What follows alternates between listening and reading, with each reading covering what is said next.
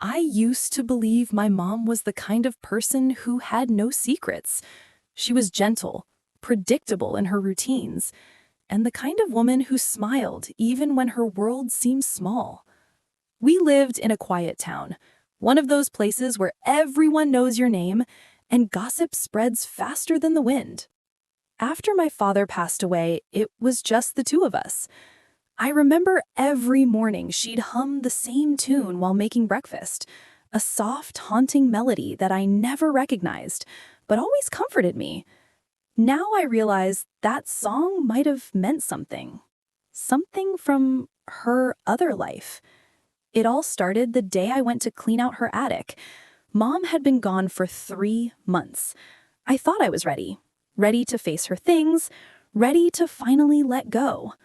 But when I opened an old cedar chest tucked behind a stack of blankets, my world shifted. Inside were letters, dozens of them, neatly tied with a faded blue ribbon. The handwriting wasn't hers. My heart raced as I untied the ribbon, the paper trembling in my hands as I read the first line. For more real stories of pain, truth, and redemption, subscribe now and hit the bell icon. Your support keeps these voices alive. The first letter felt innocent enough, sweet words between two people separated by distance. But as I kept reading, something inside me began to ache. The man wrote about their son, about birthdays he couldn't attend, about the pain of hiding a love that wasn't supposed to exist. "Our boy asked about you today," the letter said. "I told him his mother loves him, even if she can't be here." My breath caught in my throat. Our boy? My mother had another child? I sank onto the floor, the papers falling around me like pieces of her hidden truth. The dates on the letters went back 20 years, right around the time I was 6. I remembered her long drives every weekend, the ones she said were for work. I believed her. I always believed her. My heart screamed questions she could no longer answer. Who was this man? Who was their son? And why had she built a whole other world while raising me in another? I needed answers. So I did something I never imagined doing. I called the return address on the last envelope. The number still worked. A man's voice answered, quiet but cautious. "Hello?" "Hi," I said, my voice trembling. "My name is Emma Hale. I found letters addressed to my mother, Elaine. Do you know her?" There was silence. A heavy, long pause that made my skin prickle. Then he spoke. "Emma? I know who you are." My stomach dropped. I didn't know this man, but somehow he knew me. "Who are you?" I whispered. His voice softened. "My name's Daniel. I'm your mother's husband." My hands went numb. "That's impossible," I said. "My father, he died 15 years ago." Daniel sighed. "I know. She told me about him." The world felt like it was tilting. My mother married to 2 men? It didn't make sense. Until he said the words that shattered everything I thought I knew. "Emma, I think you should meet your brother." I didn't sleep that night. Every time I closed my eyes, I saw my mother smile. The same smile she wore every morning, as if nothing in her world was broken. But now I knew. She'd been living in 2 worlds all along. Daniel and I agreed to meet at a small cafe just outside town. It was strange, sitting across from a man who looked old enough to be my uncle, yet whose eyes carried a warmth that felt familiar. When he saw me, he stood immediately. "You have her eyes," he said softly. My heart tightened. I didn't know whether to smile or cry. We sat down, And for a long moment, neither of us spoke. The air was thick with questions that neither of us knew how to ask. Finally, I whispered, "You said I have a brother?" Daniel nodded slowly. "Yes, his name's Luke." My chest ached hearing it, a name that had never existed in my world. Daniel continued, "Elaine and I met before she ever married your father. We were young, and she wanted to leave town, to start fresh. But her parents disapproved. They arranged for her to marry someone else. She broke it off with me, but when she found out she was pregnant with Luke, she panicked." I leaned forward, my hands trembling. "So she left you?" Daniel nodded, his voice barely above a whisper. "She wanted Luke to have a normal life, a name that wouldn't bring shame on her family. I raised him alone until she came back." I felt dizzy. "She came back?" "Yes," he said, "when Luke was 8. She told me she had another child. You. She loved you, Emma, more than her own breath. But she couldn't choose, so she didn't. She lived both lives, the only way she knew how." I couldn't stop crying. Every tear felt like a confession my mother had never said aloud. 2 families, 2 homes, and a love she was too scared to let the world see. Daniel's eyes softened. "Luke knows about you. He's wanted to meet you for years." I swallowed hard, my voice breaking. "Does he hate her for what she did?" Daniel hesitated. "He used to, but not anymore." I didn't know if I was ready. But as I looked at the man across from me, the man my mother had once loved, I realized something. My mother hadn't lived a double life to deceive us. She'd done it to protect the pieces of her heart that refused to choose between us. Still, I needed to see Luke, because maybe, just maybe, understanding him would help me understand her too. A week later, I stood outside a small house at the edge of town, a place I'd passed 100 times without ever knowing my own blood lived there.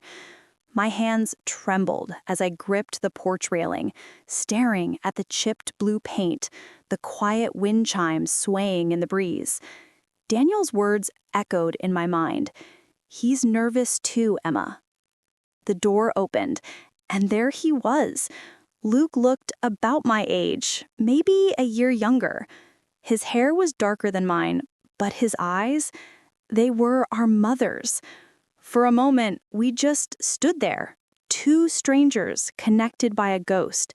Then he spoke, voice low and unsure. "You look like her." I swallowed hard, blinking back tears. "So do you." We sat at the kitchen table, the same place, I imagined, where Mom might have once sat, laughing, sipping coffee, pretending she had another life across town. Luke poured me a cup, his hands shaking slightly. "I used to hate her," he said quietly. "When I found out she had another family, another daughter, I thought she abandoned us because we weren't good enough." I looked down at the coffee, watching the steam curl upward like unspoken words. I thought she was the perfect mom, always there, always strong. We both laughed softly, not out of joy, but out of the absurd pain of realizing how little we'd known the woman who raised us. Luke reached for a small photo frame on the counter and slid it toward me. It was an old picture. Our mother, smiling wide, standing between a small boy and a man with kind eyes. My chest tightened. She looked happy. Happier than I'd ever seen her in any of our family photos. Tears blurred my vision. She was really trying to be everything for everyone, wasn't she? Luke nodded. "Yeah, but it broke her." I thought of all the times she'd come home late, tired but smiling. All the nights she'd say, "Mom just needs a minute, sweetheart." Now I knew She wasn't coming from errands. She was coming from them. Luke looked at me with a strange mix of pain and relief. I used to think she didn't love me enough, but now I think she just didn't know how to stop loving. I reached across the table, taking his hand. "Maybe we can help her rest," I said softly, "by forgiving her." Luke nodded, his voice breaking. "I'd like that." For the first time, I didn't feel like my family was broken. It was just complicated. And maybe, in some strange, messy way, that was its own kind of love. A few days after meeting Luke, I went back home. The house felt different now, not because anything had changed, but because I finally knew the truth behind every silence, every look my mother used to give when I asked about her past. I was packing away the last of her things when I noticed a small envelope taped beneath the cedar chest. My name was written on it in her delicate handwriting, "For Emma, when you're ready." My hands trembled as I opened it. Inside was a single letter folded neatly, the paper faintly smelling of lavender and thyme. I sat down, took a deep breath, and began to read. "My dearest Emma," it began. "If you're reading this, it means you found the parts of me I never meant to hide, only to protect. I never wanted you or Luke to live in the shadow of my choices. I loved your father, and I loved Daniel, both in different ways, both at different times, and both completely." My vision blurred. I could almost hear her voice in those words, warm and calm, like a whisper through the years. "When I found out I was carrying Luke," she wrote, "I was terrified. I didn't know how to face the world's judgment, so I ran. And when I met your father, I thought I could start again. But hearts don't erase love. They carry it. When Daniel found me again, I tried to make things right, but by then there was no right, only two lives I could never fully let go of." The next line broke me. "I lived in halves, Emma, but you and Luke were my whole." My tears fell freely, soaking the paper that held her final truth. "If you ever find each other," she continued, "please remember, you were never replacements. You were miracles I wasn't brave enough to hold in one world. Forgive me, and love each other for me." I folded the letter carefully, pressing it against my chest. The ache in my heart was still there, but it no longer felt like pain. It felt like understanding. Later that evening, I met Luke again. We stood by the riverbank, watching the sunset fade into gold. He handed me a copy of her letter. He didn't speak at first, just nodded, eyes glistening. "She really did love us both," he whispered. I smiled softly. "Yeah, she just didn't know how to show it." He reached for my hand, and for the first time, we weren't two strangers tied by a secret. We were family, stitched together by forgiveness. That night, as I placed my mother's letter in a small wooden box beside my bed, I whispered a silent promise. "I'll live my life whole, Mom, not in halves." And for the first time in a long, long while, I felt free.